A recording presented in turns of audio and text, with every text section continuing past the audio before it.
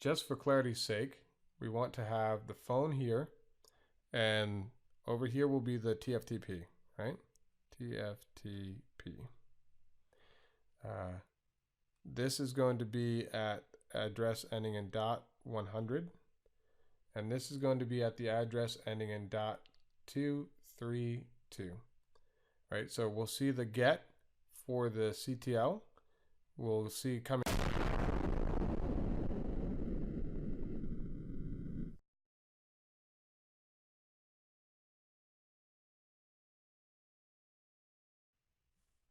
In this video, I'm going to be covering a topic that I believe anybody who works with unified communications, at least Cisco unified communications, should know about. That topic is Cisco phone, or even just Cisco endpoint registration, because the RoomKit Mini and also CMS and other unified communications products register using this same process that I have over here on this screen. And this information will help in several different areas. It'll help for the people that are chasing certificates, because you're going to need to know the phone boot process and how the phone registers if you're looking to get certified. It will also help those people that are interviewing, because I have seen the phone boot process be a very common question for interviews. It will help people that are configuring in the lab, that are just labbing things up. I don't think there's ever been a single time that I've gone into the lab and not had to troubleshoot device registration. And finally, it will help people in their day-to-day jobs. So taking a look over here at the diagram, we can see the phone boot process. The first thing that I'm going to look at is number 1 right here, PoE. The phone needs to get power, whether that be from a power brick or whether that be from PoE.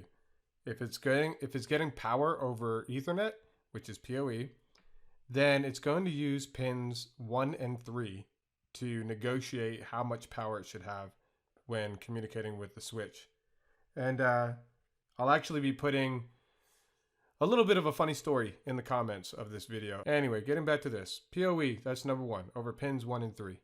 Now, if we take a look at number 2 here, the phone is going to load the stored image. The phone needs to boot something. So there's a stored image that the phone's going to boot up. And then the phone's going to get the VLAN information. That's going to be the voice VLAN that the phone is looking for.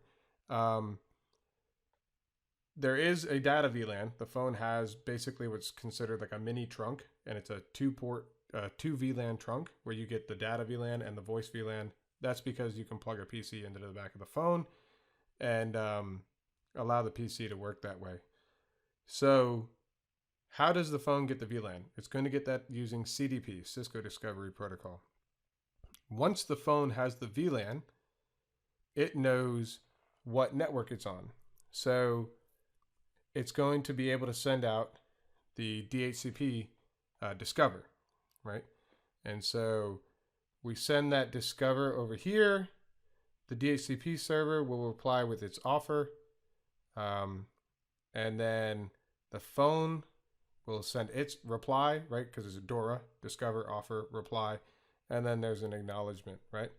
So now the phone would have its information from DHCP, something that is a critical piece of information for phone registration, right? You need to have an IP address. You need to know your subnet. You need to know your default gateway. But something that's unique to the Cisco phones is your option 66 or your option 150. Option 150 is far more common. That's where you list the IP address of the TFTP server. Option 66 is where you list the name of the TFTP server, and then you can use DNS to resolve to the IP address.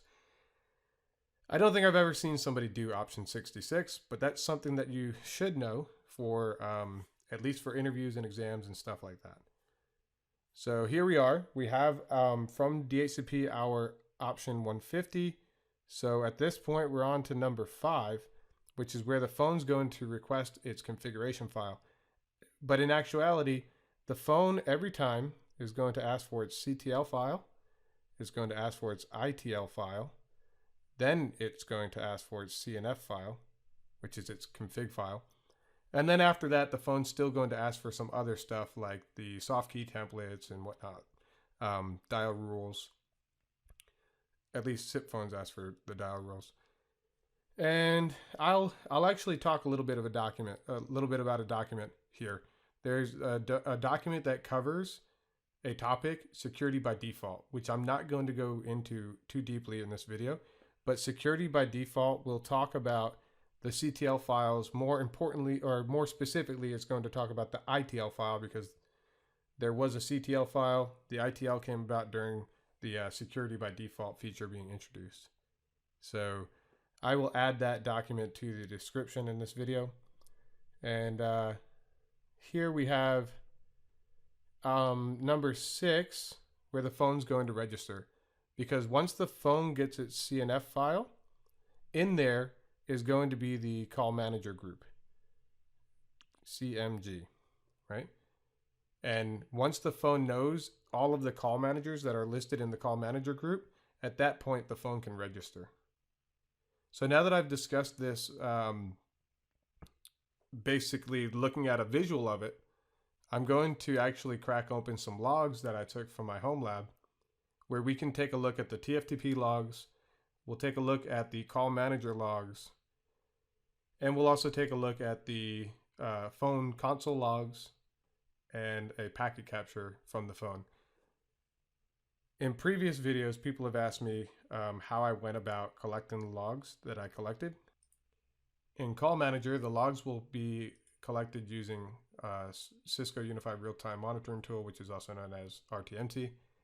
For the phones, I'll be collecting the console log using a collaboration endpoint PRT, which is the problem reporting tool.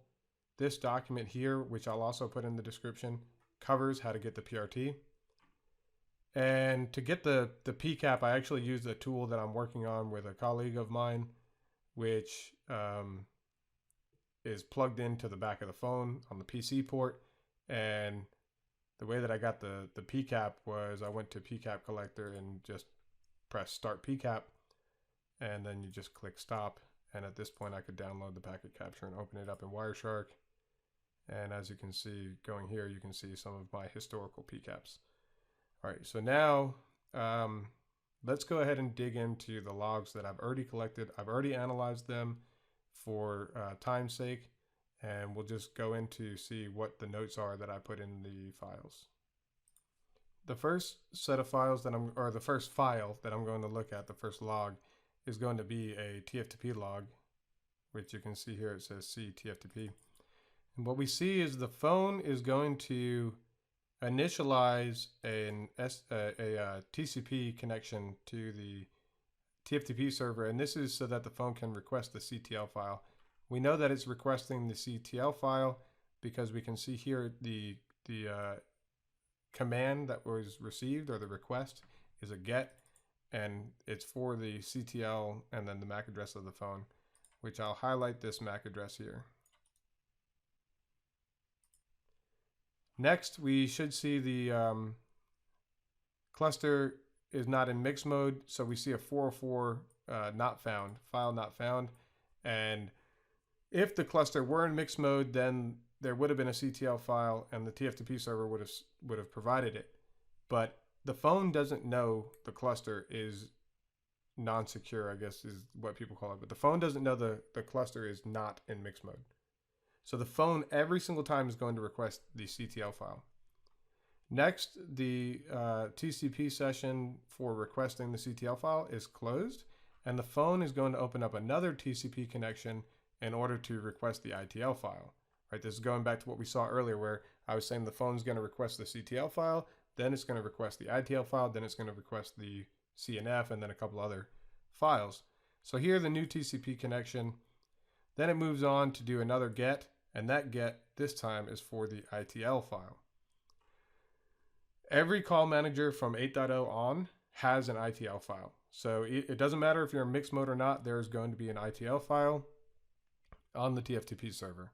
And you can see that the TFTP finds the ITL file. Right here it says find and serve file found. 200 success. That is the next thing that we're going to see is the TFTP server is going to send the ITL file after it found it. And then at this point, the TCP session is going to be closed.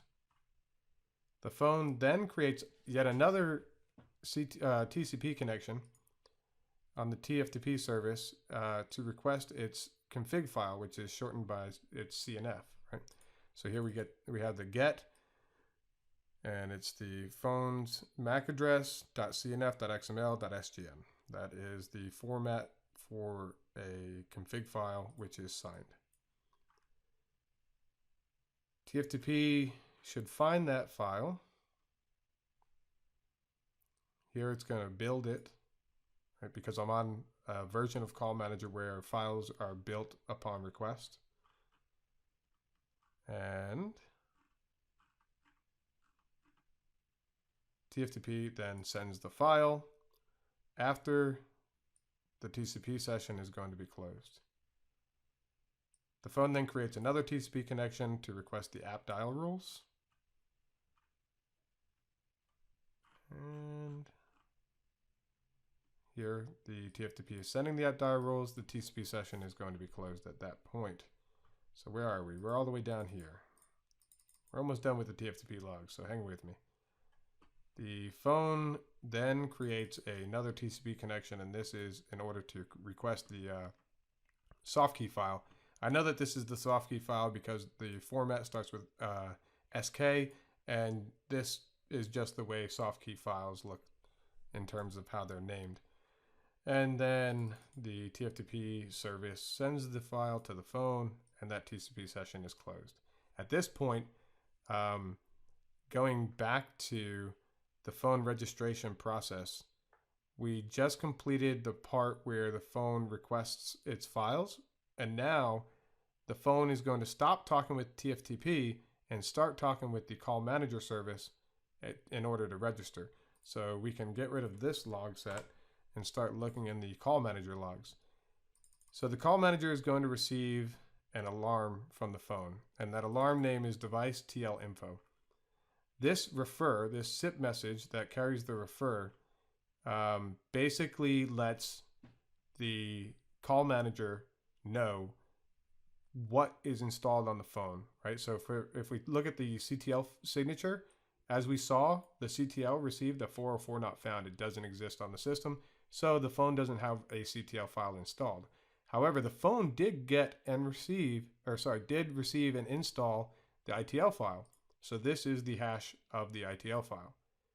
And we can see which TFTP server provided that ITL file. CallManager sends the phone a 202 accepted for that. Then CallManager is going to receive this SIP register message. As you can see here, this is the phone actually attempting to register to the CallManager. And right here, some of the internal processes start talking to each other. SIP handler, which is the process that talks to the outside world for SIP, sends over to SIP station init, letting them know that there's a register indication, that we've just received a registration message from an endpoint.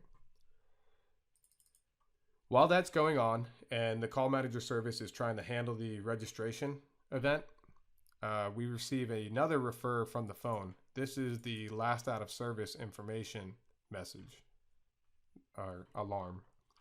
And we can see down here, if we look at the enum is 22, but there should be somewhere in here where there's, right here, the text. So the phone received a reset command from the CallManager. That's why it went about re-registering with the system. We can also see things like what was the last protocol event that the phone sent. The last thing the phone sent was a 101 notify, and the last thing that it received was a refer message. Sometimes that information can be helpful, but more often than not, what we care about is the reason for why the phone was out of service. So now, CallManager is sending a 202 accepted for the refer that we just got here for last out of service. And line control 25 marks the phone as registered. So this is going to be the process that is responsible for the directory number of the phone. And down here a little further, SIP station D responds to SIP handler's message from earlier. And that's the message that I was talking about where SIP station init received a SIP registration indication. And here is where CallManager finally replies to the phone's registration message. As you can see here, it's C sequence 101 register. So if we were to go like this and highlight this call ID and go back up to the registration message,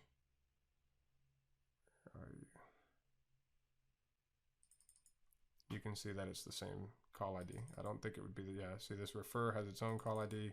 This refer also has its own call ID. So we can see that the 200 OK here is in response to the register message that was received from the phone. All right.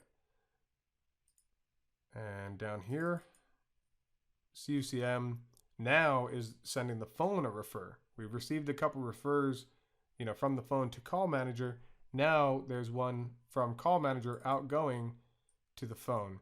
And this refer is to have the phone do a version check. Where is that? It's in here somewhere. We got to look for action right here, check version. And at this point, the phone sends a 200 OK. All right, so that's what have we looked at so far? We've looked at the image that tells us how the phone boot process is going to go. We've looked at the TFTP logs to confirm what it actually looks like there. Then we looked at the CallManager logs to see what type of alarms the phone is sending to the CallManager and what type of message does it send in order to home to the CUCM or register to the CUCM. At this point, I'll jump over into the pcaps that were collected from the phone. Here's the pcap from the phone. And the first thing that I'm going to look for is HTTP, because even though TFTP is done over port 69, this is TFTP over HTTP. So that's going to be port 6970. In fact, if I were to change HTTP over to tcp.port == 6970, we can now see the different information that we saw earlier for HTTP, right? You can see these GET commands and everything else, but we can also see the TCP connections being made. So just to clarify, the phones, Jabber, you know, all these different endpoints, they don't do TFTP over port 69. They get their files from TFTP using port 6970, 6971, stuff like that. Anyway, we will go back to HTTP. We can see the phone request the CTL file. We can see that TFTP sends the phone a 404 not found. We can also see that we send that the phone at .232 sends to TFTP at .100 a get ITL whatever, right? And we also are seeing now a 200 OK rather than the 404 that we saw for the CTL. Later, the phone requests the configuration file, and that configuration file is sent with a 200 OK. Then it requests the app dial rules. Again, it's a 200 OK. Then the soft key template, which we talked about earlier, and again, it's a 200 OK. So I want to kind of talk a little bit more about this. Just for clarity's sake, we want to have the phone here, and over here will be the TFTP, right? TFTP. This is going to be at address ending in .100, and this is going to be at the address ending in .232, right? So we'll see the get for the CTL. We'll see coming back the 404 not found. Then we'll see the get for the ITL, and in that one we'll see the 200, and then we'll do the get for the configuration file. That one we also get a 200, and then we go on to the app dial rules and the soft key as well, where we see the 200s there. Now what we'll take a look at is how to actually view the configuration file in the pcap. So while we have the HTTP here, what we do is just right click and do follow TCP stream. And now we can actually see that this is a signed file. This is information from the certificate. As you can see, common name equals this, organizational unit equals that, yada yada. But this is the actual configuration file down here. And we can see it because it's not using an encrypted configuration file. And as I was talking about earlier, where the phone will check the CallManager group inside of the configuration file, we can see that right here. Where does the configure? Right here. That's the CallManager group opens right there. And then we see the CallManager here with priority 0, and the IP address is there.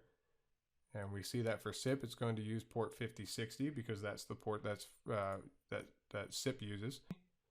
Now the CallManager closes out, the CallManager section, and the CallManager group section closes out. So what we can gather here is that there's only one CallManager. There's only one server where the phone can register. All right, I'll go ahead and close that out. Now that we've seen the CallManager inside the CallManager group of the config file, I'm going to change this back to HTTP. We can see the same information that we had before with all the requests for the files and the replies that the TFTP server was providing. I'm going to put 2 pipes here. So HTTP space pipe pipe. You can do it without the space, but I'm going to do HTTP pipe pipe, which means HTTP or SIP. So what we're doing here is we're looking for any traffic that is either HTTP or it is SIP. So we can see here all the TFTP stuff is completed, and then we can see that the phone is sending that refer, which is the alarm that we looked at for the trust list info. CallManager sends the 202 accepted for that refer. The phone then sends to the CallManager a register message. CallManager says, hey, I received your message. I'm trying to get it done. At that point, we get another refer. This is the last out of service alert that we can see right there. I'll close this back up. 202 accepted for that refer. At this point, there's a 200 OK, and if we take a look at the message headers, we can see that that's a response to the register message that we received right here. All right. And then the CallManager sends the phone a refer to check its version. If we take a look at the message body, we can see that the action is check version. Let me do it like this. Expand subtrees. And where are you? Right here, check version. And there's the config version timestamp to make sure that the version is not out of sync between what the phone already knows and what the CallManager has. And just as we took a look in the CallManager logs where we saw that the call ID was the same between this 200 OK and this register up here, I want to show how you can do that in Wireshark pretty easily. You want to open up the message header, and then for the SIP call ID, you can right click here and do prepare filter, and you can say selected. So here I can see the register message, the 100 trying, and the 200 OK. At this point, I'm going to transition over to the logs that were collected from the phone in the PRT. I want to make a note about the PRT. Here you can see that I have a PRT collected. Within the PRT, there's a configuration file. So that's something that there's multiple different ways that we can collect the phone's configuration file for review. One of them is from the pcap, one of them is from the PRT. We can also request it from TFTP itself. So in the PRT, there's a lot of different data. Some of it is historical logs, right? We can see here, if I were to uncompress these, I'd be able to get into all the different logs there. But what I want to look at now is the logcat file. This logcat file is basically the most recent file that was being written to when the PRT was collected. So we can go ahead and open that up. And then in here, I can do a Control F and look for these 5 pound signs and find all in the current document. So I'm not going to go through this whole thing that I went through already in the CallManager logs, but as you can see, it's just the phone's perspective of everything that we saw in the CallManager logs. The phone's requesting the CTL file, phone's requesting ITL file, phone's requesting CNF file, all of that. But these logs are being made available on GitHub so that people can have it to go through and basically poke around and see what's what on their own. And any of the documents or things that I talked about in this video, I'll be adding into the description. If I forget any of them, feel free to reach out to me in the comments of this YouTube video and say, hey, you mentioned X document or Y document. I didn't see it in the comments. Could you add it, please? And I hope that this was informative for people. And if you like the content, please go ahead and subscribe to the channel. Share it with other people. Let them know about it. And I'll be coming out with some more down the road. Thank you.